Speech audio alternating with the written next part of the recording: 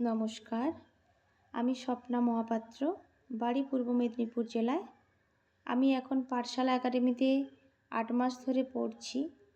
তো আমি প্রথমে যখন খোঁজ পেয়েছিলাম ফেসবুক থেকে, তো স্যার ম্যাডামদের সঙ্গে আমি যোগাযোগ করি এবং ওনারা আমাকে ভর্তি নেন এবং নিয়মাবলীগুলো আমাকে জানিয়ে দেন যে এই নিয়মের মধ্যে তোমাকে চললে তাহলে তুমি চাকরি পাবেই। তো আমরা যখন সত্যি একসময় যখন বড় হয়ে গেছি এখন, তো আমরা নিয়ম থেকে বেরিয়ে যাই, আমরা একটু ডিসিপ্লিনের বাইরে চলে যাই। তো এখন স্যার ম্যাডামদের সঙ্গে আমরা থেকে যেটা বুঝেছি যে নিয়মাবলী, কেন স্যার ম্যাডামরা প্রত্যেক দিন সকালে আমাদের ঘুম থেকে ডেকে দেন।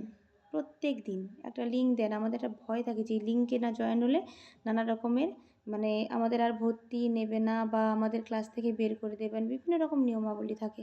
তো এই নিয়মাবলীর মধ্যে নিজেকে আজও ৮ মাস ক্লাস করে চলছি।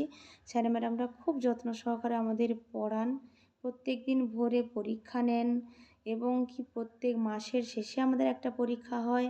তারপরে নানাভাবে আমাদের সাহায্য করেন। পরীক্ষার ফর্ম বেরোলে আমাদের স্যার ইনফর্ম করেন যে এই ফর্মটা বেরোচ্ছে, তোমরা ফর্ম পূরণ করো।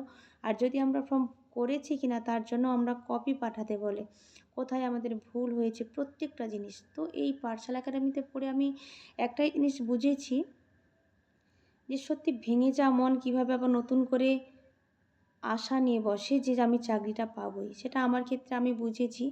কেননা আমি একসময় ভেঙে পড়েছিলাম। আমার যখন বাবা মারা যায়, মাকে নিয়ে আমার যখন চালাতে হয়েছিল, আমি তখন কতটা কষ্টের মধ্যে ছিলাম। তো এখন অনেকটা ফ্রি হয়ে গেছি। আমি বুঝেছি যে আমি চাকরিটা পাবোই, শুধু সময়ের অপেক্ষা। স্যার যেভাবে আমাদের অঙ্ক পড়ান, এত সহজে যে এত বড় বড় অঙ্কগুলো এত সহজে শর্টকাটের মধ্যে করা যায়, এখান থেকেই আমি শিখেছি। আগে যদি শিখতাম তাহলে অঙ্কটা যে এতটা সহজ এটা বুঝতে আরও সুবিধা হতো। কেননা আগে এতটাই বড় করে আমাদের শেখানো হতো, অঙ্ক জিনিসটাতে আমরা ভয় পেতাম। তো খুব কম সময়ের মধ্যে কীভাবে আমাদের পরীক্ষা দিতে হবে সমস্তটাই আমাদের বুঝিয়ে দেন। এমনকি এর সামনে যে একটা আমাদের পরীক্ষা হয়ে গেল, ওই পরীক্ষাতেও অনেক কোয়েশ্চেন আমরা কমন পেয়েছি, যেখান থেকে আমি বুঝেছি যে না, চাকরিটা পাবোই, শুধু আমাদেরকেও একটু পড়াশোনার মধ্যে থাকতে হবে।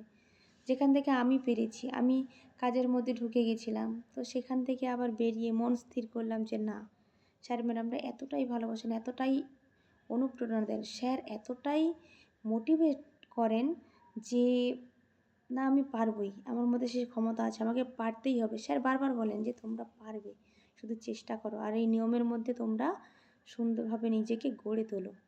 প্রত্যেকটা জিনিস এত সুন্দরভাবে বলেন, সত্যিই আমি বিশেষত ভাবি যে আগে যদি স্যার ম্যাডামদের পেতাম তাহলে এতটা কষ্ট বোধহয় আগে পেতাম না। তো খুব সুন্দর। আমি যে আশা পেয়েছি, ভরসা পেয়েছি, আমি চাইবো যে আরও মেয়েরা যারা আমার মতো পিছিয়ে ছিলে বা ভেবেছিলে কোনোদিন সরকারি চাকরি পাবো না, আমি চাই প্রত্যেকে এগিয়ে আসো। আর স্যার ম্যাডামদের এত সুন্দর ব্যবহার, প্রত্যেকটা জিনিস খুবই ভালো লাগবে আর খুবই সুন্দর। পড়ো, চাকরি পাবেই।